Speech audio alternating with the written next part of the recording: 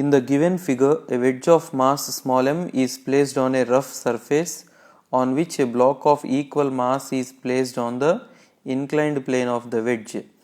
The friction coefficient between the plane and the block and the ground and the wedge is mu.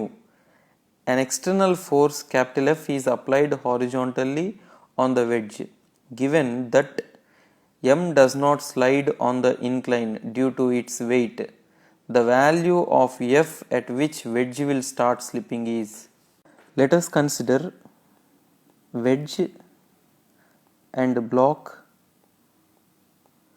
as a system. The total mass of this system is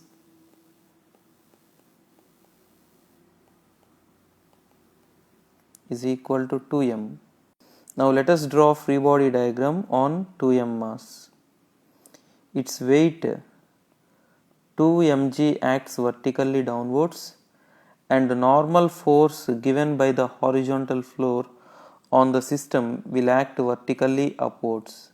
Now there is a force F applied in horizontal direction towards right.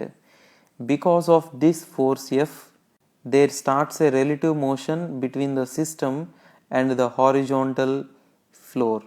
Therefore, friction comes into play to oppose this relative motion towards left.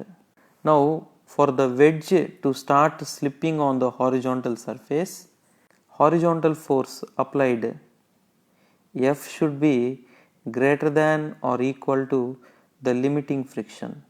So this implies F is greater than or equal to mu times the normal reaction force. Now in the problem we can see normal reaction force is balanced by 2mg. Therefore we can write F greater than or equal to mu times of 2mg. Therefore the force F to make the wedge start slipping on the horizontal surface should be greater than or equal to mu times 2mg. Therefore the correct option will be 3.